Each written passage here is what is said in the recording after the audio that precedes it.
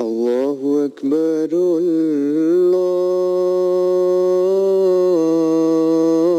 الله أكبر الله أكبر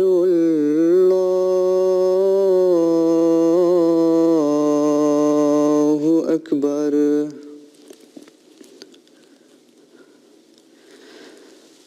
أشهد أن لا إله إلا الله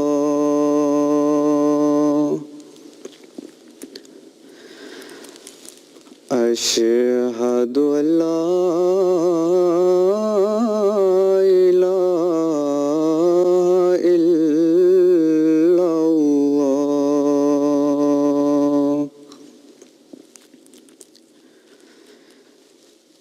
أشهد أن محمدًا رسول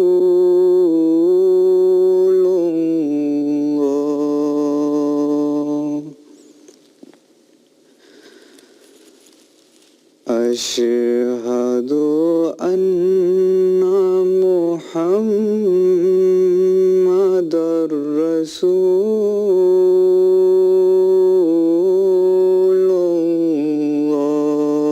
الله حي على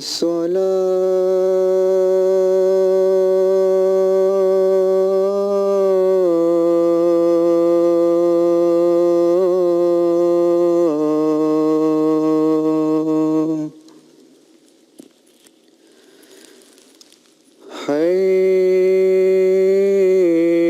حي على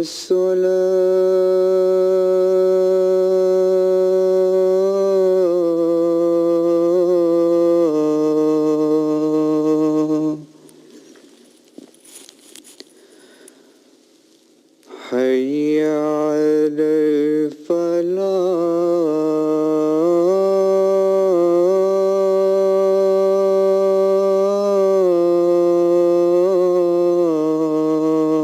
الفلاح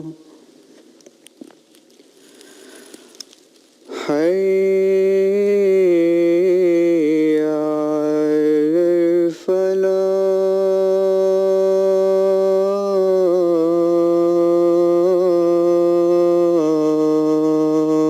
الفلاح الله أكبر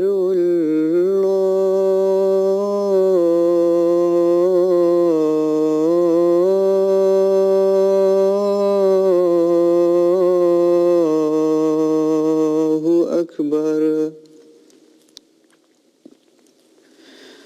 لا إله إلا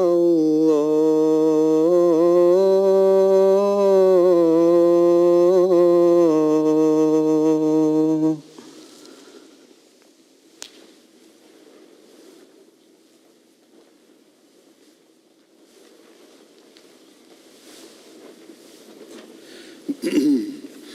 السلام عليكم ورحمة الله.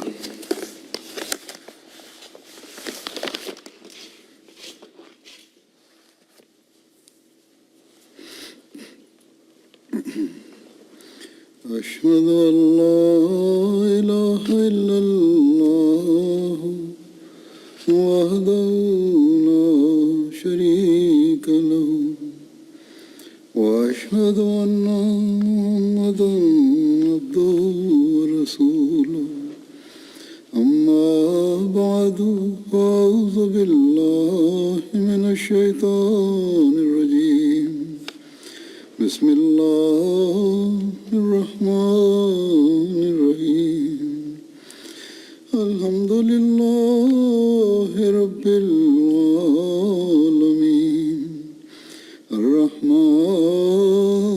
الرحيم مالك يوم الدين إياك نعبد وإياك نستعين اهدنا الصراط المستقيم صراط الذين أنعمت عليهم غير المغضوب عليهم ولا الضالين.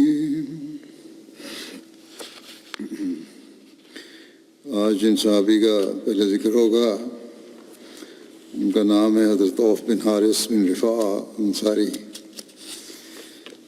روایات میں آپ کا نام عوف بن افراء، عوف بن حارث اور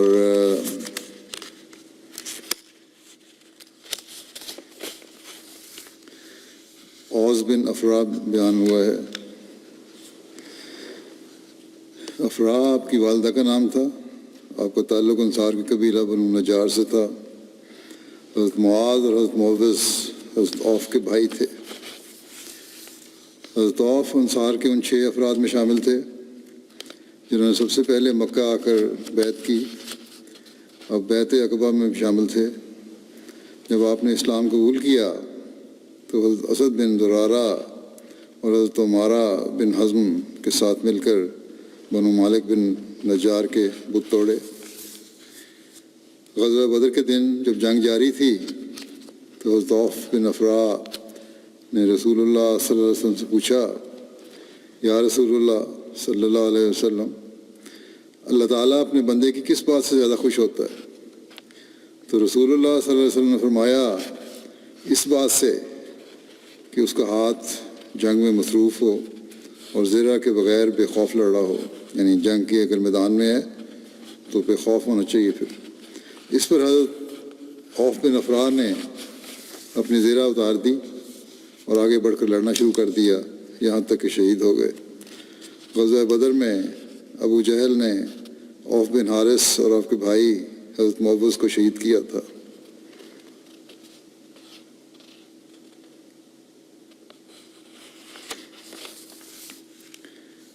حدیث اور سیرت کی کتب میں غزوہ بدر میں ابو جہل پر حملہ کرنے والے صحابہ کے متعلق نام ملتے ہیں.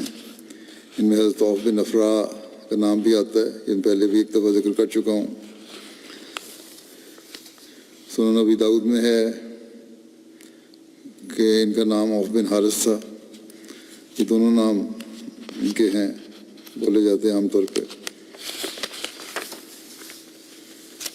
بہرحال ان کی شہادت ابو جہل کے قتل میں شریک تھے اور ان کی شہادت بدر میں ہوئی.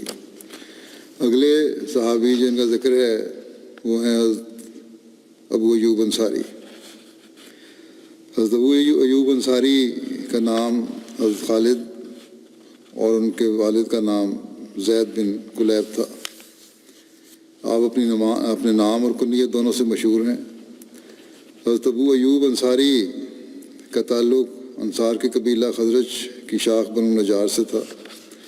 حضرت ابو ایوب انصاری کو عقبہ ثانیہ کے موقع پر 70 انصار کے ہمراہ بیعت کرنے کی سعادت نصیب ہوئی. حضرت ابو ایوب انصاری کی والدہ کا نام ہند بنت سعید تھا، جبکہ ایک قول کے مطابق ان کا نام زہرا بنت سعد تھا. حضرت ابو ایوب انصاری کی بیوی کا نام حضرت ام حسن بنت زید تھا. ان کے بطن سے ایک لڑکا عبد الرحمن پیدا ہوا.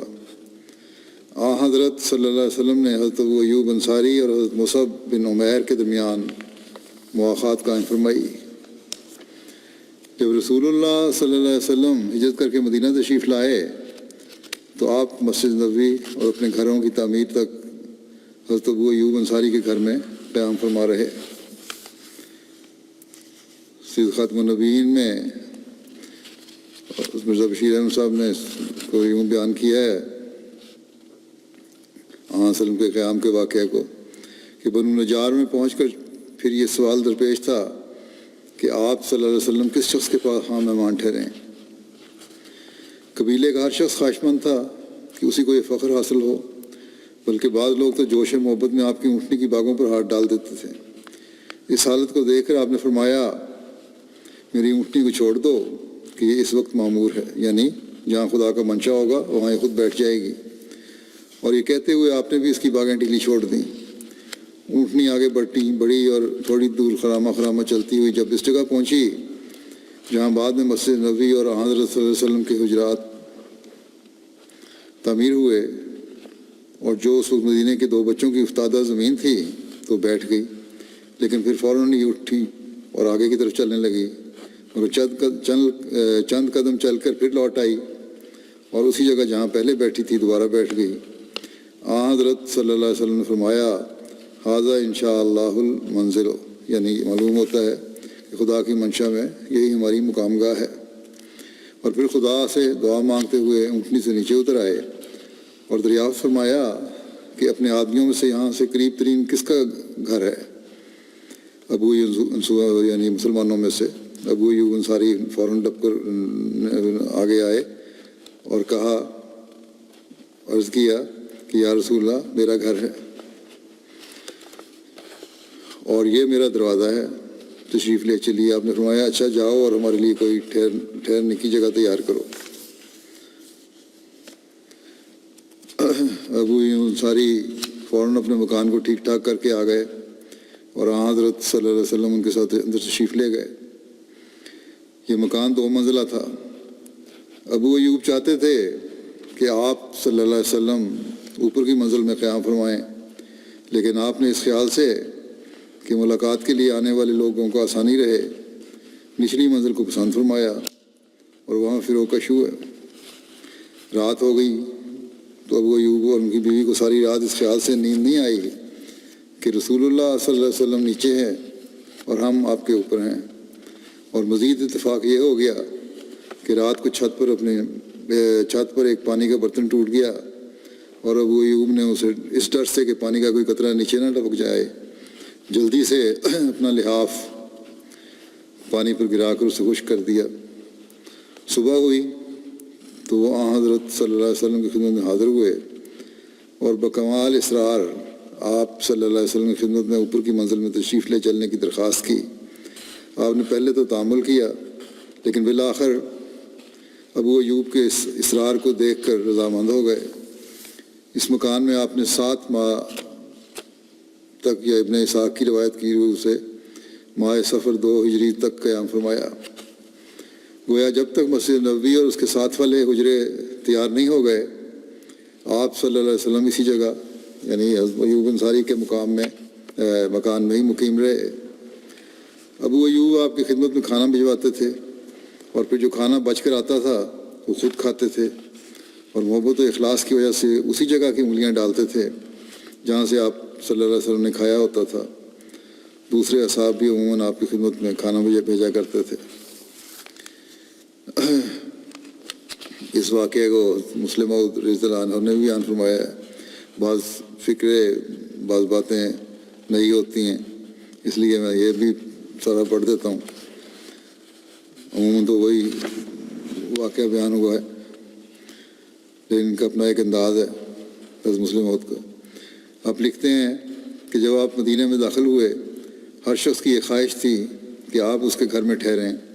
جس گلی میں سے آپ کی اونٹنی گزرتی تھی، اس گلی کے خاندان اپنے گھروں کے آگے کھڑے ہو کر رسول اللہ صلی اللہ علیہ وسلم کا استقبال کرتے تھے اور کہتے تھے یا رسول اللہ یہ ہمارا گھر ہے اور یہ ہمارا مال ہے اور یہ ہماری جانیں ہیں جو آپ کی خدمت کے لیے حاضر ہیں، یا رسول اللہ، اور ہم آپ کی حفاظت کرنے کے قابل ہیں، آپ ہمارے ہی پاس ٹھہریں۔ بعض لوگ جوش میں آگے بڑھتے اور آپ کی اونٹنی کی باگ پکڑ لیتے تاکہ آپ کو اپنے گھر میں اتروا لیں، مگر آپ صلی اللہ علیہ وسلم ہر ایک شخص کو یہی جواب دیتے کہ میری اونٹنی کو چھوڑ دو، یہ آج خدا تعالیٰ کی طرف سے مامور ہے، یہ وہیں کھڑی ہوگی جہاں خدا تعالیٰ کا منشا ہوگا۔ آخر مدینے کے ایک سرے پر بنو نجار کے یتیموں کی ایک زمین کے پاس جا کر اونٹنی ٹھہر گئی۔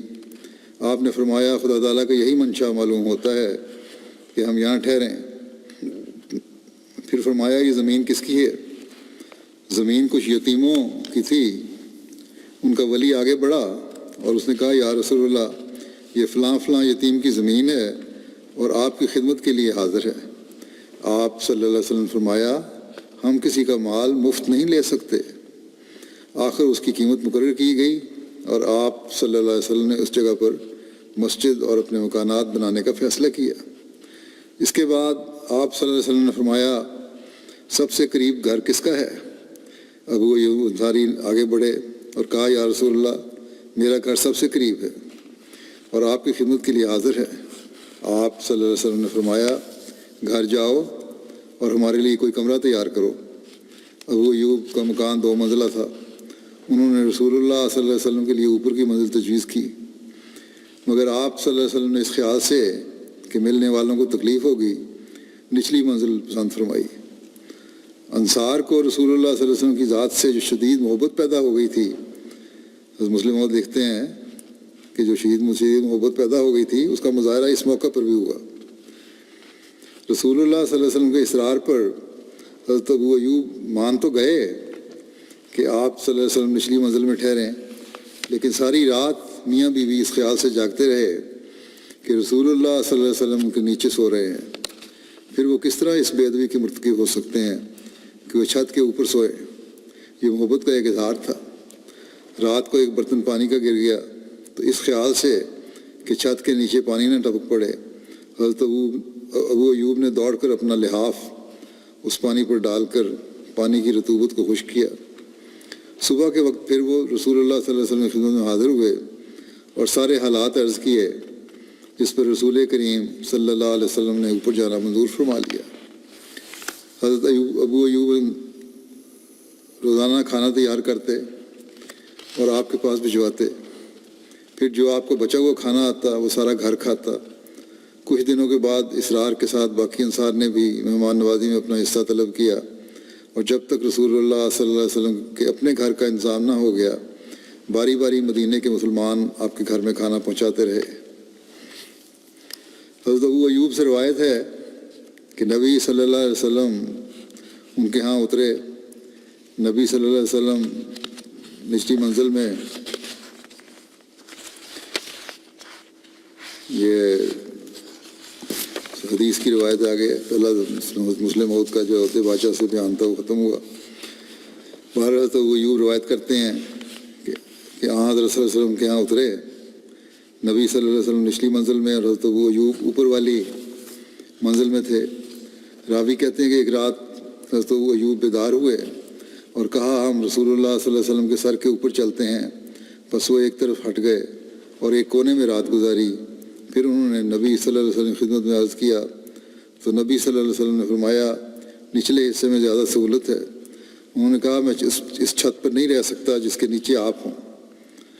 نبی صلی اللہ علیہ وسلم اوپر منتقل ہو گئے اور حضرت ابو ایوب نیچے۔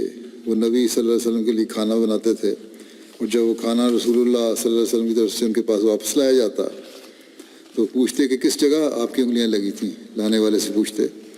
پھر وہ آپ کی انگلیوں کی جگہ کا تتبع کرتے، یعنی وہیں سے کھاتے جہاں حضرت صلی اللہ علیہ وسلم نے کھایا تھا۔ انہوں نے ایک دفعہ آپ کے لیے کھانا تیار کیا جس میں لہسن تھا۔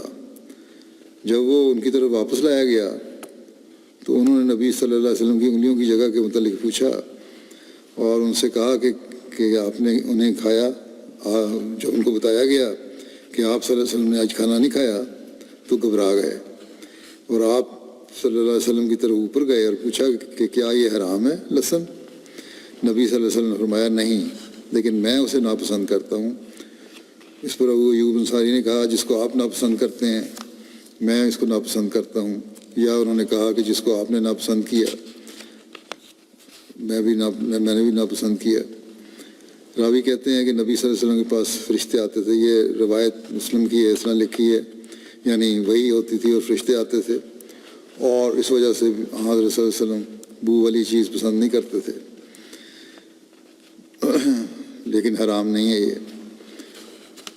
مسلم میں یہ روایت یوں بھی درج ہے، حضرت ابو ایوب انصاری سے روایت ہے، وہ کہتے ہیں کہ جب رسول اللہ صلی اللہ علیہ وسلم کے پاس کھانا پیش کیا جاتا آپ اس میں سے تناول فرماتے اور اپنا بچا ہوا کھانا میری طرف بھیج دیتے۔ ایک دن آپ نے بچا ہوا کھانا بھیجا جس میں سے آپ نے نہیں کھایا تھا کیونکہ اس میں لہسن تھا۔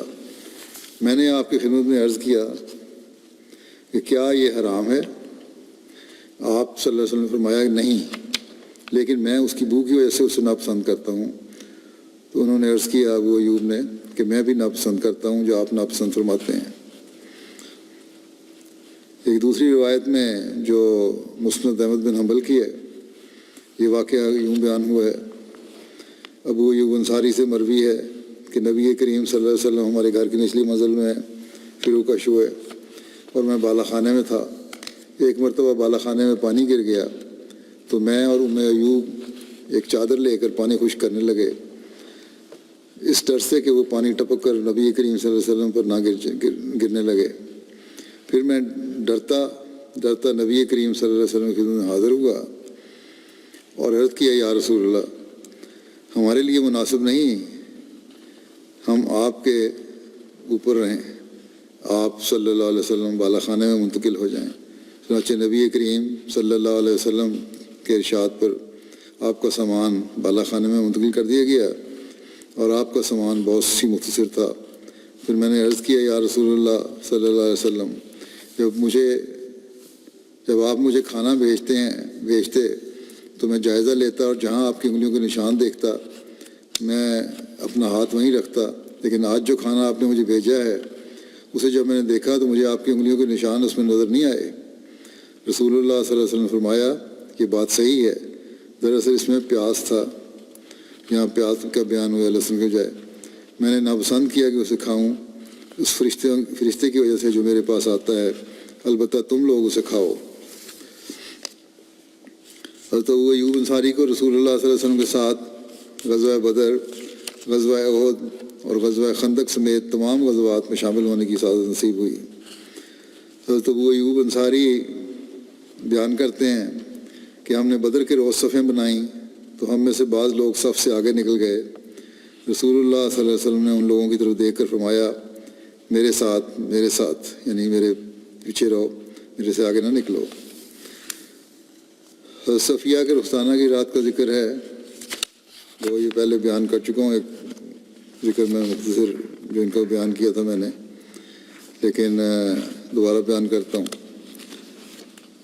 حضرت ابو جب حضرت صفیہ کے رخسانہ ہوا تو اس رات حضرت ابو انصاری حضرت کے خیمہ کے باہر ننگی تلوار لیے تمام رات پہرا دیتے رہے اور خیمے کے چاروں طرف گھومتے رہے۔ جب صبح ہوئی تو رسول اللہ صلی اللہ علیہ وسلم نے حضرت ابو ایوب کو خیمے کے باہر دیکھا تو آپ صلی اللہ علیہ وسلم سے فرمایا اے ابو ایوب کیا بات ہے؟ انہوں نے عرض کی یا رسول اللہ، میں اس عورت سے آپ کے متعلق خوفزدہ ہوا کیونکہ اس کا باپ اور اس کا شوہر اور اس کی قوم کے لوگ قتل ہوئے ہیں اور یہ کفر سے نئی نکلی ہے، اس لیے میں رات بھر آپ کی حفاظت کا خیال سے پہرا دیتا رہا۔ اس پر آپ صلی اللہ علیہ وسلم نے حضرت ابو ایوب انصاری کے حق میں دعا کی فرمائی کہ اللہم حافظ ابا ایوبا کما باتا یافظنی، کہ اے اللہ ابو ایوب کی حفاظت فرما جس طرح اس نے پوری رات میری حفاظت کرتے ہوئے گزاری۔ امام سہیلی کہتے ہیں چنانچہ اللہ تعالیٰ نے نبی کریم صلی اللہ علیہ وسلم کی اس دعا کے مطابق حضرت ابو ایوب کی حفاظت فرمائی، یہاں تک کہ رومی آپ کی قبر کی حفاظت کرتے اور وہ آپ کے وسیلے سے پانی مانگتے تو ان پر بارش ہوتی۔ حضرت محمود کہتے ہیں کہ انہوں نے حضرت عتبان بن مالک انصاری رضی اللہ عنہ سے سنا اور وہ ان لوگوں میں سے تھے جو رسول اللہ صلی اللہ علیہ وسلم کے ساتھ جنگ بدر میں موجود تھے۔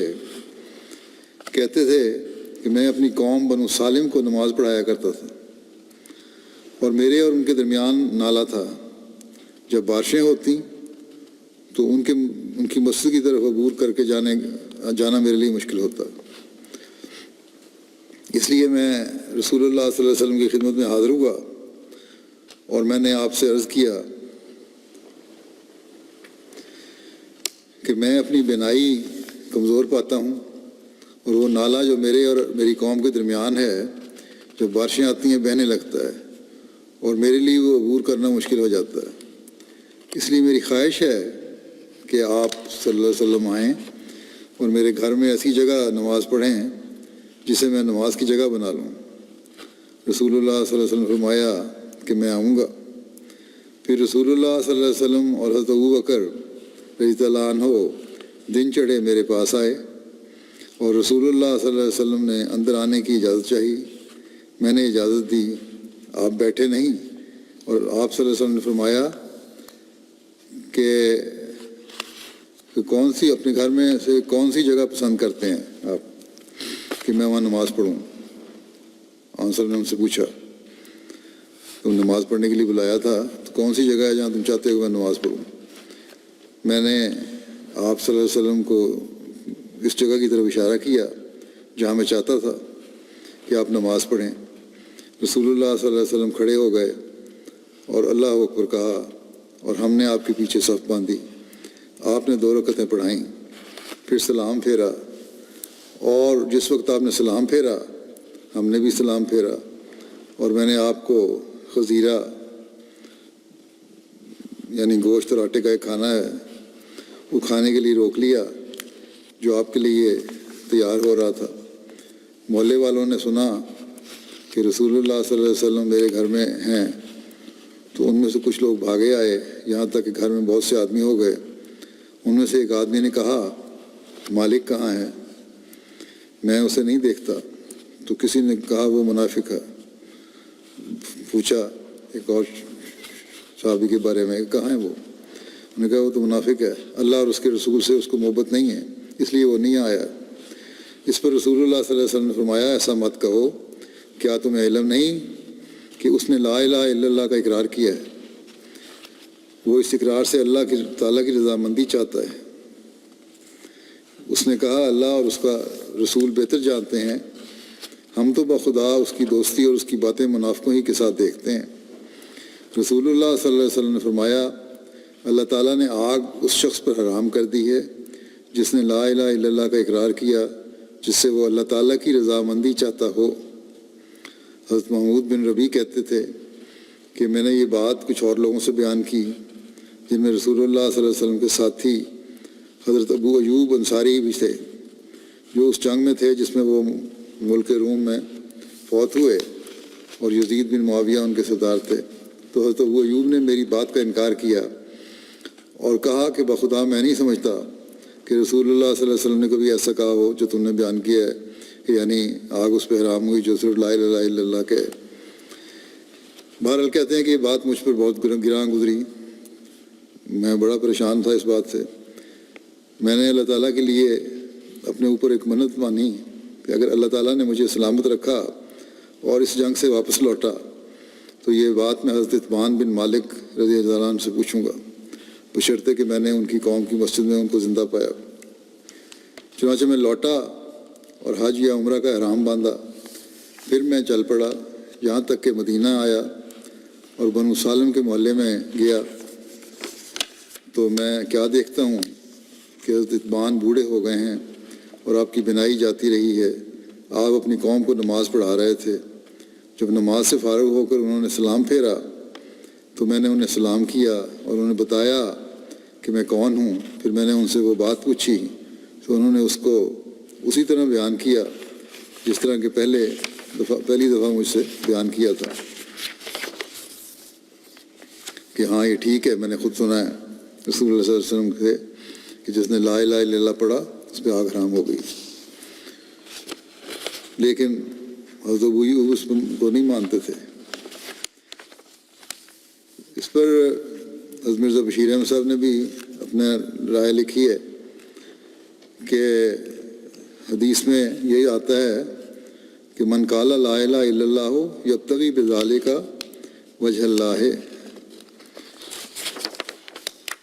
اس پہ مرزا بشیر احمد صاحب لکھتے ہیں، آگے اس کی ترجمہ پورے حدیث کا پڑھ دیتا ہوں، میں یہ بھی وضاحت آ جائے گی۔ یعنی محمود بن ربیع روایت کرتے ہیں کہ میں نے عتبان بن مالک سے یہ سنا کہ رسول اللہ صلی اللہ علیہ وسلم فرماتے تھے کہ اللہ تعالیٰ نے ہر اس شخص پر دوزخ کی آگ حرام کر دی ہوئی ہے جو سچی نیت سے خدا کی رضا کی خاطر لا الہ الا اللہ کا اقرار کرتا ہے۔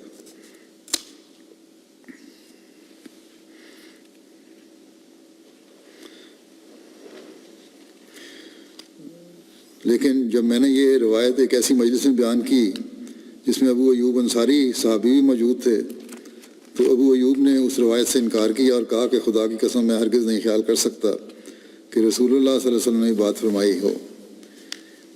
پھر آگے لکھتے ہیں کہ اس حدیث میں حضرت ابو ایوب انصاری نے ایک ایسی حدیث کو جو اصول روایت کے لحاظ سے صحیح تھی، جو روایت کے اصول ہیں حدیث بیان کرنے کے اس لحاظ سے صحیح تھی، اپنی درایت حضرت ابو ایوب انصاری نے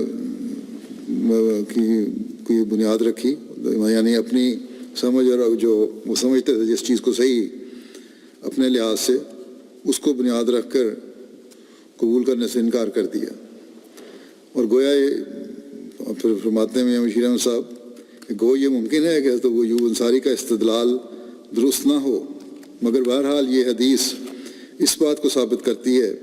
اب یہ بات ثابت کرنا چاہتے ہیں حضرت مشیر احمد صاحب کہ صحابہ یوں ہی نہیں ہر حدیث کو بات کو مان لیا کرتے تھے، بلکہ ان کو بھی غور کرتے تھے، تحقیق کرتے تھے۔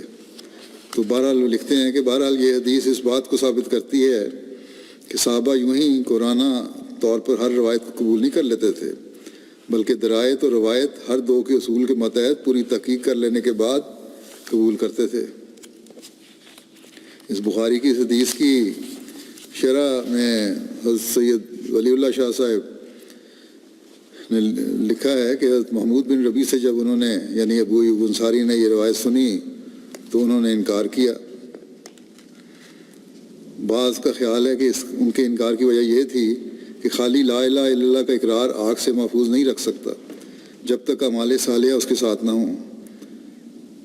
یہ ثابت شدہ اسلامی مسئلہ ہے، ٹھیک ہے، بالکل اسی طرح ہوتا ہے، مگر راوی شاہ صاحب لکھتے ہیں کہ مگر یبتغی بذالک وجہ اللہ کا جملہ بتا رہا ہے کہ یہ اقرار توحید کس قسم کا ہے، یعنی جو دل سے چاہتے ہوئے خدا کی رضا کی خاطر کلمہ پڑھتا ہے، لا الہ الا اللہ کہتا ہے، اس کے لیے آگ حرام ہے۔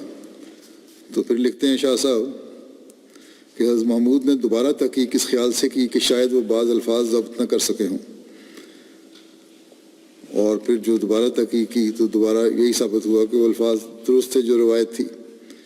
پھر لکھتے ہیں آگے کہ کسی کے ایمان یا نفاق سے متعلق لوگوں کے سامنے اظہار رائے نامناسب ہے، کسی کے ایمان یا نفاق سے متعلق لوگوں کے سامنے اظہار رائے نامناسب ہے، یوں کہہ دینا کسی کو منافق ہے یا اس کا ایمان کمزور ہے، یہ غلط چیز ہے، کیونکہ حضرت صلی اللہ علیہ وسلم نے اس موقع پر ابن دخشن کی نسبت نکتہ چینی ناپسند فرمائی تھی۔ آپ نے ناپسند فرمایا کہ اس طرح پبلک میں کہا جائے، اس قسم کی نکتہ چینی بجائے اصلاح کے فتنہ و فساد کا موجب ہو جاتی ہے۔ ایک روایت میں بیان ہے کہ حضرت عبداللہ بن عباس اور حضرت مسور بن مخرمہ نے ابوا مقام پر مسئلہ غسل میں اختلاف کیا۔ حضرت عبداللہ بن عباس نے کہا محرم اپنا سر دھو سکتا ہے، اور حضرت مسور نے کہا کہ محرم اپنا سر نہیں دھو سکتا۔ راوی کہتے ہیں کہ حضرت عبداللہ بن عباس نے مجھے حضرت ابو ایوب انصاری کے پاس بھیجا، میں نے انہیں دو لکڑیوں کے درمیان نہاتے ہوئے پایا، ان پر کپڑے سے پردہ کیا گیا تھا۔ میں نے ان کو السلام علیکم کہا تو انہوں نے فرمایا کون ہے؟ میں نے کہا عبداللہ بن حنین۔ حضرت عبداللہ بن عباس نے مجھے اپنے آپ کے پاس بھیجا ہے کہ میں آپ سے پوچھوں کہ رسول اللہ صلی اللہ علیہ وسلم اپنا سر کس طرح دھوتے تھے جب کہ آپ احرام کی حالت میں ہوتے تھے؟ کیوں کہتے ہیں احرام باندھا ہو تو سر نہیں دھونا چاہیے۔ تو حضرت ابو ایوب نے اپنا ہاتھ کپڑے پر رکھا، اسے نیچے جھکایا یہاں تک کہ ان کا سر مجھے نظر آیا، یعنی جہاں پیچھے تھے وہ سکرین جو بنائی تھی اس کو نیچے کر کے آپ نے اپنا سر دکھایا مجھے۔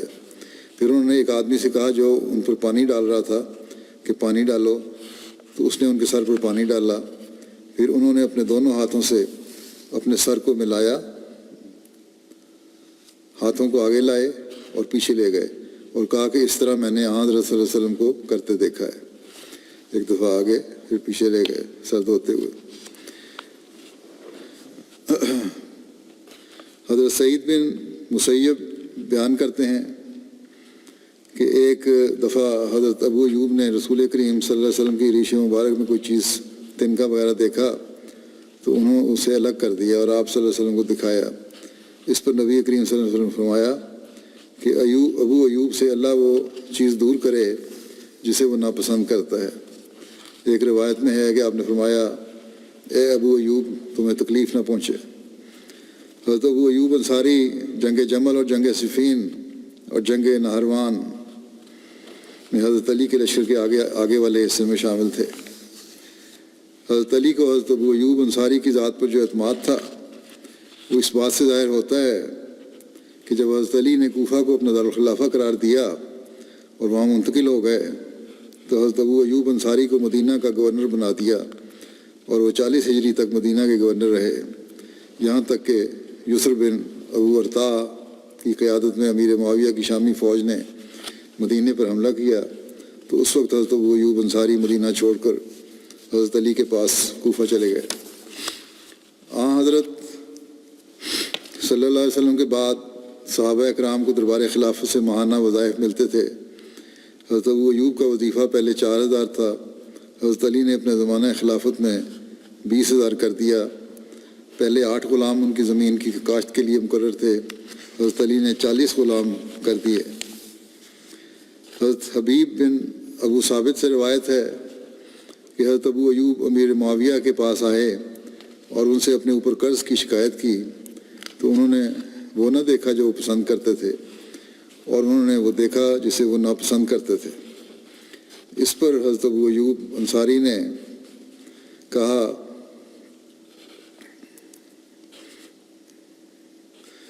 یعنی جو حضرت ابو ایوب کی بات کو نہیں دیکھا بلکہ ان کی ناپسندگی والی بات کو دیکھا ہے، پسند والی بات کو نہیں دیکھا۔ اس پر حضرت ابو ایوب انصاری نے کہا کہ میں نے رسول اللہ صلی اللہ علیہ وسلم فرماتے سنا ہے کہ تم بعد میں ضرور ترجیح دیکھو گے، یعنی ترجیحات تمہاری بدل جائیں گی۔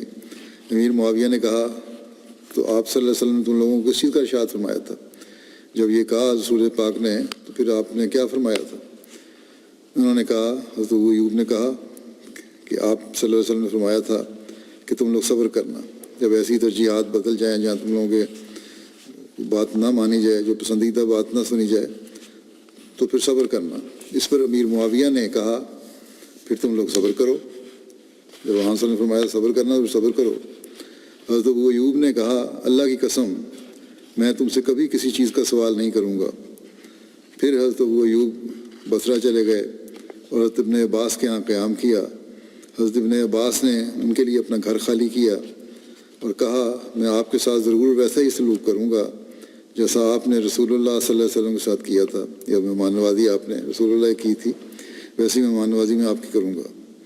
حضرت ابن عباس نے اپنے اہل خانہ کو حکم دیا تو وہ باہر چلے گئے اور حضرت ابن عباس نے کہا گھر میں جو کچھ ہے وہ سب آپ کا ہے، اور انہوں نے حضرت ابو ایوب کو 40,000 درہم اور 20 غلام دیے۔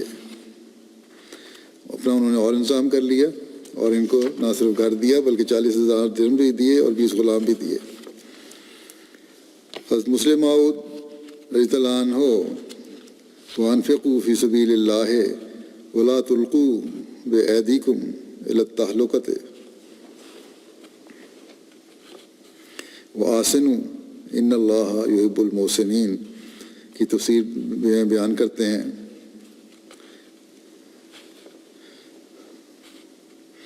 کہ اس آیت کا مفہوم سمجھنے میں لوگوں کو بڑی غلط فہمی ہوئی ہے کہ وانفقوا فی سبیل اللہ ولا تلقوا بایدیکم الی التہلکۃ وآسنوا ان اللہ یحب المحسنین۔ انہیں خدا تعالیٰ کی راہ میں جہاں کوئی تکلیف پیش آتی ہے تو فوراً کہہ دیتے ہیں کہ یہ تو اپنے آپ کو ہلاکت میں ڈالنے والی بات ہے، کیونکہ اللہ تعالیٰ نے کہا ہے ولا تلقوا بایدیکم الی التہلکۃ کہ اپنے آپ کو ہلاکت میں نہ ڈالو۔ ہم اس میں کس طرح حصہ لے سکتے ہیں؟ حالانکہ اس کے ہرگز یہ معنی نہیں ہے کہ جہاں موت کا ڈر ہو وہاں سے مسلمان کو بھاگ جانا چاہیے اور اسے بزدلی کا مظاہرہ کرنا چاہیے، بلکہ اس کے معنی یہ ہیں کہ جب دشمن سے لڑائیاں ہو رہی ہوں تو اس وقت اپنے مالوں کو خوب خرچ کرو۔ اگر تم اپنے اموال کو روک لو گے تو اپنے ہاتھوں سے اپنی موت کا سامان پیدا کرو گے۔ چنانچہ حدیث میں حضرت ابو ایوب انصاری سے مروی ہے کہ انہوں نے اس وقت جب کہ وہ قسطنطنیہ فتح کرنے کے لیے گئے ہوئے تھے کہا کہ یہ آیت ہم انصار کے بارے میں نازل ہوئی تھی، اور پھر انہوں نے بتایا کہ پہلے تو ہم خدا تعالیٰ کے راستے میں اپنے اموال خرچ کیا کرتے تھے، لیکن جب خدا تعالیٰ نے اپنے دین کو تقویت اور عزت دی اور مسلمانوں کو غلبہ حاصل ہوا تو قلنا حل نقیمو فی اموالنا و نسلہا، ہم نے کہا کہ اگر ہم اپنے مالوں کی حفاظت کریں اور اسے جمع کریں تو یہ اچھا ہوگا۔ اس وقت یہ آیت اتری کہ اللہ تعالیٰ کے راستے میں اپنے اموال خرچ کرنے سے دریغ نہ کرو، کیونکہ اگر تم ایسا کرو گے تو اس کے معنی یہ ہوں گے کہ تم اپنی جانوں کو ہلاکت میں ڈالنا چاہتے ہو۔ بس اپنے مالوں کو جمع نہ کرو بلکہ انہیں اللہ تعالیٰ کے راستے میں خوب خرچ کرو، ورنہ تمہاری جانیں ضائع چلی جائیں گی، دشمن تم پر چڑھ آئیں گے اور اس کا نتیجہ یہ ہوگا کہ تم ہلاک ہو جاؤ گے۔ حضرت علی کے بعد امیر معاویہ کی حکومت کا زمانہ آیا۔ عقبہ بن عامر جوہنی ان کی طرف سے مصر کے گورنر تھے۔ حضرت عقبہ کے عہد امارت میں حضرت ابو ایوب کو 2 مرتبہ سفر مصر کا اتفاق ہوا۔ پہلا سفر طلب حدیث کے لیے تھا۔ انہیں معلوم ہوا تھا کہ حضرت عقبہ کسی خاص حدیث کی روایت کرتے ہیں۔ صرف ایک حدیث کے لیے حضرت ابو ایوب نے بڑھاپے میں سفر کی زحمت گوارہ کی۔ دوسری مرتبہ غزوہ روم میں شرکت کے ارادے سے مصر تشریف لے گئے۔ مروان جب مدینہ کا گورنر تھا، وہ ایک روز آیا تو اس نے ایک شخص کو دیکھا جس نے اپنے چہرہ نبی کریم صلی اللہ علیہ وسلم کی قبر پر لگایا ہوا تھا۔ مروان نے کہا، کیا تم جانتے ہو کہ تم کیا کر رہے ہو؟ یہ شرک ہے، جھکے ہوئے سجدہ کر رہے ہو۔ پھر مروان نے اس شخص کے پاس آیا تو کیا دیکھا کہ وہ ابو ایوب انصاری ہیں۔ انہوں نے جواب دیا کہ ہاں، میں رسول اللہ صلی اللہ علیہ وسلم کے پاس آیا ہوں، ان پتھروں کے پاس نہیں آیا۔ ابو عبد الرحمن مغلی سے مروی ہے کہ ہم سمندر میں تھے اور ہم پر عبداللہ بن قیس فزاری امیر تھا اور ہمارے ساتھ حضرت ابو ایوب انصاری بھی تھے۔ وہ مال غنیمت تقسیم کرنے والے۔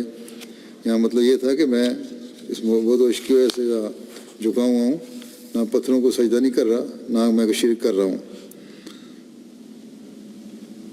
بلکہ ایک محبت کا اظہار ہے، اور اس میں بھی اللہ تعالیٰ کی وحدانیت میرے دل میں ہے، شرک نہیں ہے۔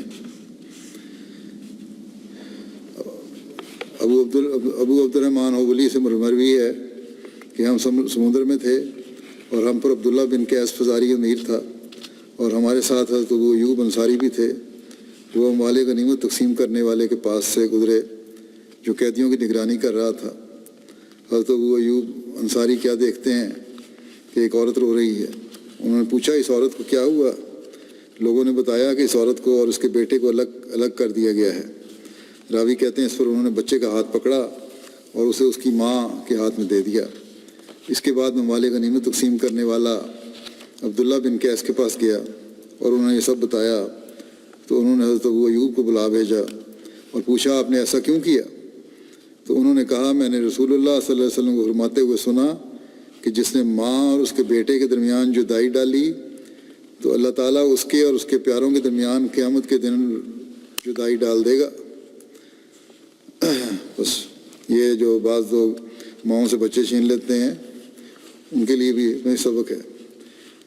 پھر یہ اسلام پر اعتراض کرنے والے دیکھیں کہ خود کیا کرتے ہیں۔ اسلام تو اس حد تک خیال رکھتا ہے۔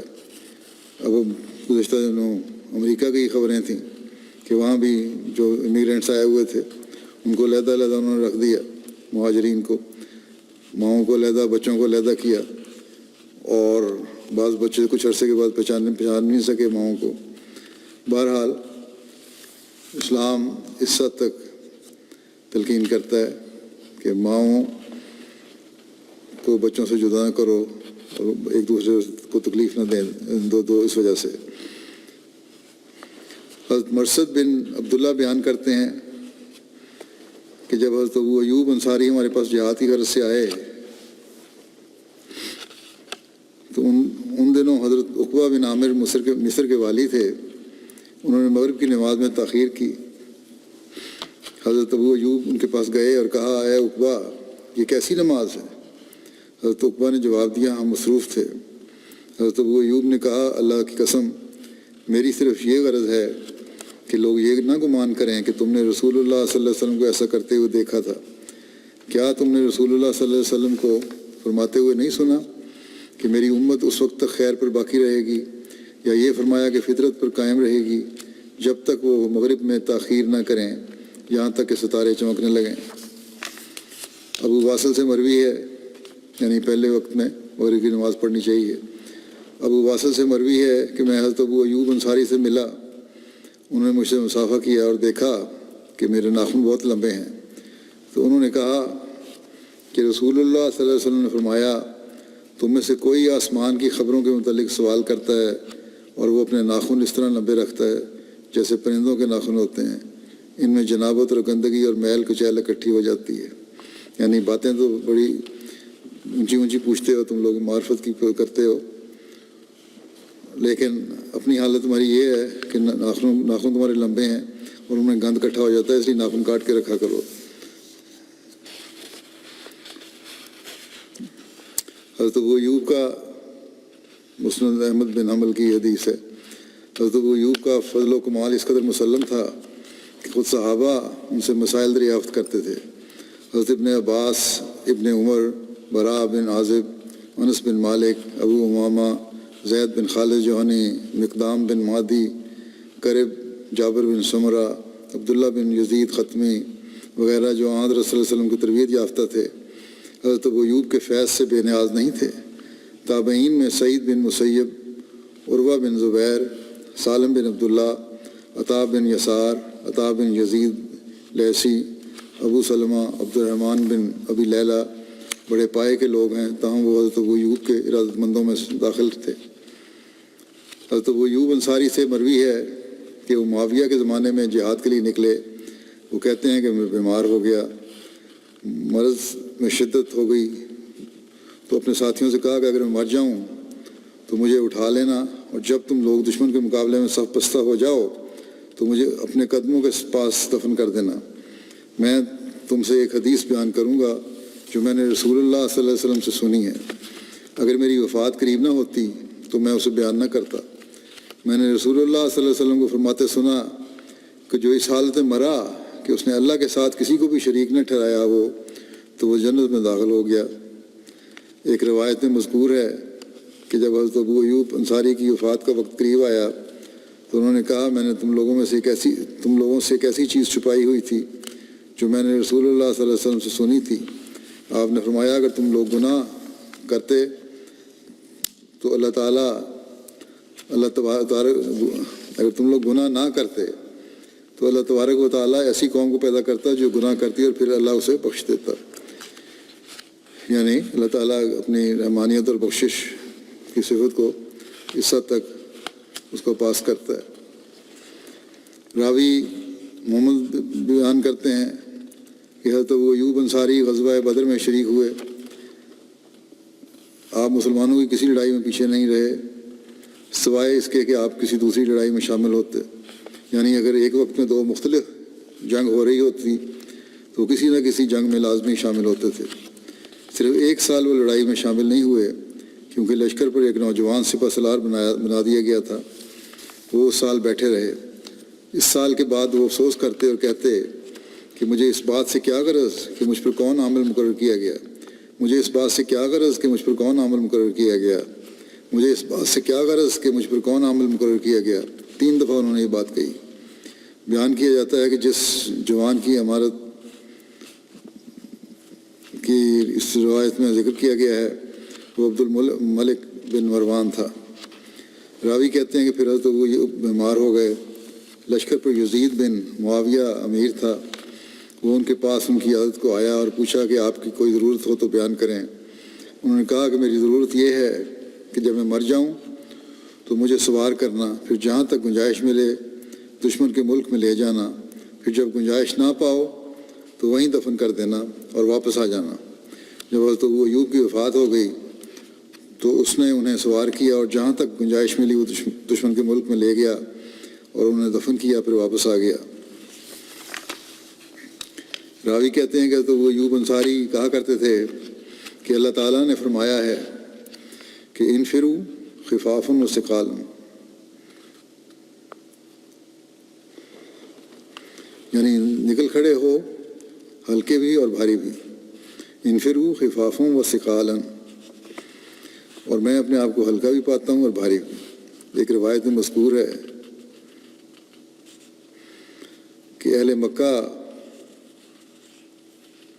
میں سے کسی شخص نے سے مروی ہے کہ یزید بن معاویہ جس وقت حضرت ابو ایوب انصاری کے پاس آیا تو انہوں نے اس سے کہا کہ لوگوں سے میرا سلام کہنا، وہ مجھے لے کر چلیں اور جتنا دور وہ مجھ سے لے جا سکتے ہیں لے جائیں۔ تو یزید نے لوگوں کو سب بتایا جو حضرت ابو ایوب نے ان سے کہا تھا۔ لوگوں نے مانا اور ان کے جنازے کو جس حد تک وہ لے جا سکتے تھے وہ لے گئے۔ حضرت ابو ایوب انصاری نبی کریم صلی اللہ علیہ وسلم کے بعد اپنی وفات تک جہاد سے چمٹے رہے، یہاں تک کہ ان کی وفات قسطنطنیہ میں ہوئی۔ ایک روایت میں مذکور ہے کہ 52 ہجری میں یزید بن معاویہ نے اپنے والد امیر معاویہ کی خلافت میں قسطنطنیہ کی جنگ لڑی۔ اسی سال حضرت ابو ایوب انصاری کی وفات ہوئی۔ یزید بن معاویہ نے ان کا نماز جنازہ پڑھایا۔ ان کی قبر روم میں قلعہ قسطنطنیہ کے پاس ہے۔ راوی کہتے ہیں کہ مجھے معلوم ہوا کہ اہل روم ان کی قبر کی حفاظت اور مرمت کرتے ہیں اور قحط کے ایام میں وہ آپ کے ذریعے پانی طلب کرتے ہیں۔ ایک روایت کے مطابق حضرت ابو ایوب انصاری نے امیر معاویہ کے عہد میں یزید کی کمان میں رومی حکومت کے خلاف جنگ میں حصہ لیا اور قسطنطنیہ کے شہر کے پاس 50 یا 51 ہجری میں وفات پائی اور وہیں دفن ہوئے۔ ایک روایت کے مطابق یزید نے گھوڑ سواروں کو حکم دیا جو حضرت ابو ایوب انصاری کی قبر پر آگے پیچھے دوڑتے رہے یہاں تک کہ ان کی قبر کا نشان مٹ گیا۔ ایک روایت میں یہ بھی ہے کہ جس رات حضرت ابو ایوب کو دفن کیا گیا اس کی صبح رومیوں نے مسلمانوں سے پوچھا تم لوگ رات کو کیا کرتے رہے؟ مسلمانوں نے بتایا کہ یہ حضرت ابو ایوب انصاری ہمارے نبی صلی اللہ علیہ وسلم کے کبار صحابہ میں سے تھے اور اسلام قبول کرنے کے لحاظ سے ان سب سے قدیم تھے۔ ہم نے انہیں دفن کیا جیسا کہ تم دیکھ چکے ہو، اور اللہ کی قسم اگر قبر کھودی گئی تو جب تک ہمارے پاس حکومت ہے عرب کی سرزمین میں تمہارے یہ ناقوس نہیں بجے گا۔ مجاہد کہتے ہیں کہ جب ان کے ہاں قحط پڑتا تو ان کی قبر سے تھوڑی سی مٹی ہٹاتے تو بارش ہو جاتی۔ یہ وہاں بھی ایک روایت قائم ہے، کہاں تک صحیح ہے اللہ بہتر جانتا ہے۔ حضرت ابو ایوب انصاری 50 یا 51 ہجری یا 52 ہجری میں غزوہ قسطنطنیہ میں فوت ہوئے۔ آخری قول اکثر لوگوں کا ہے، یعنی 52 ہجری کا۔ حضرت ابو ایوب انصاری کا مزار ترکی کے شہر استنبول میں ہے۔ مزار ایک چبوترے میں ہے جسے پیتل کی جالی دار دروازے سے بند کیا ہوا ہے۔ ترکی کے اکثر لوگ سکون قلب کے لیے یہاں حاضر ہوتے ہیں۔ اب بدری صحابہ کا یہ ذکر تو ختم ہو گیا، لیکن 4 خلفاء کا انشاءاللہ بیان کروں گا جو پہلے مختصر بیان ہوا تھا، بعض کا تفصیلی بیان کروں گا۔ اسی طرح شروع میں بعض صحابہ کا مختصر ذکر ہوا تھا، اگر ان کے بارے میں کچھ اور مواد میسر آیا تو وہ بھی بیان کر دوں گا۔ ان کے جب وہ لکھا جائے گا تو اس حصے میں چلا جائے گا وہ ان صحابہ کی سیرت میں، اور چند ایک ہی ہوں گے وہ لوگ۔ اب بعض مرحومین کا میں ذکر کرنا چاہتا ہوں جن کی گزشتہ دنوں وفات ہوئی، اور ان کے نماز جنازہ بھی بناؤں گا نمازوں کے بعد۔ پہلا ہے مکرم عبدالحی منڈل صاحب، معلم سلسلہ ہیں انڈیا کے۔ 25 ستمبر 2020 کو ہارٹ اٹیک کی وجہ سے 53 سال کی عمر میں وفات پا گئے۔ انا للہ و انا الیہ راجعون۔ مرحوم نے سال 1999 میں تحقیق کر کے جماعت میں شمولیت اختیار کی۔ 2003 میں جامعۃ المبشرین سے فارغ التحصیل ہونے کے بعد وفات تک محنت اور اخلاص اور لگن سے خدمت سلسلہ کرتے رہے۔ اس لحاظ سے مرحوم کا عرصہ خدمت 17 سال بنتا ہے۔ مرحوم انتہائی مخلص، دیندار، اطاعت گزار، نمازوں کے پابند اور سلسلہ سے محبت رکھنے والے معلم تھے۔ عثمانگان میں اہلیہ کے علاوہ 2 بیٹے اور 2 بیٹیاں شامل ہیں۔ اللہ تعالیٰ مغفرت اور رحم کو سلوک فرمائے اور ان کے بچوں کو بھی سکون قلب عطا فرمائے، بیوی بچوں کو۔ اگلا جنازہ ہے مکرم سراج الاسلام صاحب معلم سے ضلع مرشد آباد بنگال کا، جو 14 اکتوبر 2020 کو 60 سال کی عمر میں بقضاء الہی وفات پا گئے۔ انا للہ و انا الیہ راجعون۔ معلم صاحب مرحوم نے 2002 میں جامعۃ المبشرین قادیان میں 6 ماہ کی معلمین کی ٹریننگ حاصل کی اور 2020 تک بطور عارضی بالمختہ معلم خدمت کرتے رہے۔ اس لحاظ سے معلم صاحب مرحوم کا عرصہ خدمت 18 سال بنتا ہے۔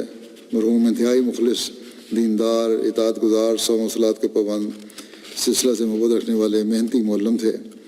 مرحوم نے اپنی اہلیہ کے علاوہ 3 بیٹیاں یادگار چھوڑی ہیں. بڑی 2 بیٹیوں کی شادی ہو چکی ہے, تیسری بیٹی زیر تعلیم ہے. اللہ تعالیٰ ان سے مغفرت و رحم کو سلوک فرمائے اور ان کے لوائقین کو بھی صبر عطا فرمائے, نیکیاں جاری رکھنے کی توفیق دے. تیسرا جنازہ ہے حضرت مسیح علیہ السلام کے نواسے اور حضرت نواب محمد علی خان صاحب کے پوتے, حضرت نواب محمد الحفیظ بیگم صاحبہ اور حضرت نواب عبداللہ خان صاحب کے بیٹے مکرم شاہد احمد خان پاشا صاحب کا, جو 26 اکتوبر کو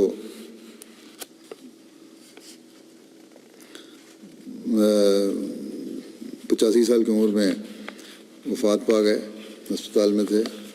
انا للہ و انا الیہ راجعون. اللہ تعالیٰ کے فضل سے اب موسی تھے. مکرم شاہد احمد خان صاحب کی 2 شادیاں ہوئی تھیں. پہلی شادی مکرم محمد شکور صاحبہ کے ساتھ جو خلیفۃ مسیح ثالث کی بیٹی تھی, ان سے ہوئی 1962 میں, اور ان کا نکاح مولانا جلال الدین صاحب شمس نے پڑھا تھا حضرت مسلم موت کی بیماری کی وجہ سے. پہلی شادی سے ان کے 5 بچے ہیں, 2 بیٹے اور 3 بیٹیاں. دوسری شادی ان کی سمینہ سعید صاحب بن سعید صاحب مرحوم سے ہوئی 1977 میں, جن سے ایک بیٹا ہے ان کا, وہ امریکہ میں آج کل. خلیفۃ مسیح ثالث کے ساتھ باقاعدہ ان کو کوئی جماعتی خدمات تو ان کی نہیں ہے, لیکن خلیفۃ مسیح ثالث کے ساتھ بعض بیرونی دوروں میں ان کو جانے کی توفیق ملی اور وہاں خدمت کا ان کو موقع ملا. اور اسی طرح دوسری خوبی ان کی یہ بھی ہے, ان کی اہلیہ نے لکھا تھا کہ بڑے غریب پرور تھے, بہت سے غریبوں کا خرچ دیا کرتے تھے, بلکہ ایک مکان بھی بنا کے دیا اور باقاعدگی سے امداد کرنے والے تھے غریبوں کی. اللہ تعالیٰ ان سے مغفرت اور رحم کو سلوک فرمائے.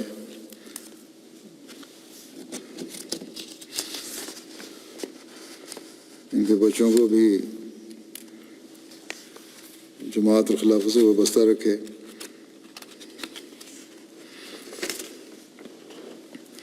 اگلا جنازہ ہے مکرم سید مسعود احمد شاہ صاحب شیفیلڈ UK کا,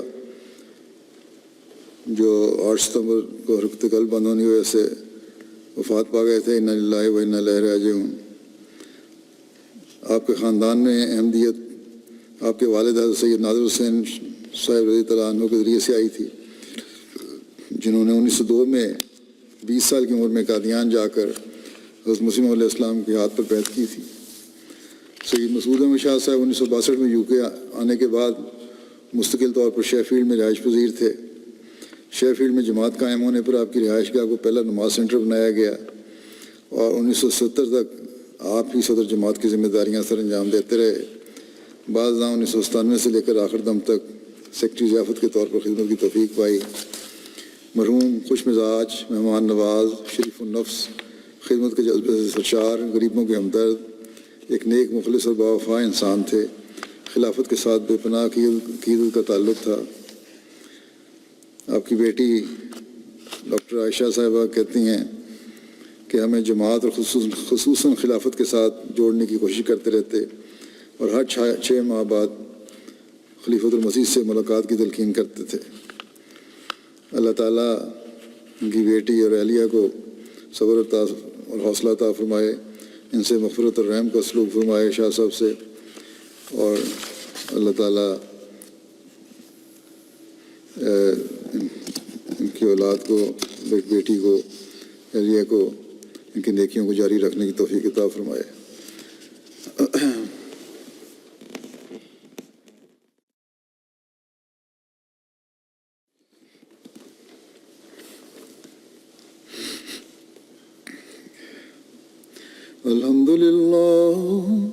الحمد لله نحمده ونستعينه ونستغفره ونؤمن به ونتوكل عليه ونعوذ بالله من شرور أنفسنا ومن سيئات أعمالنا.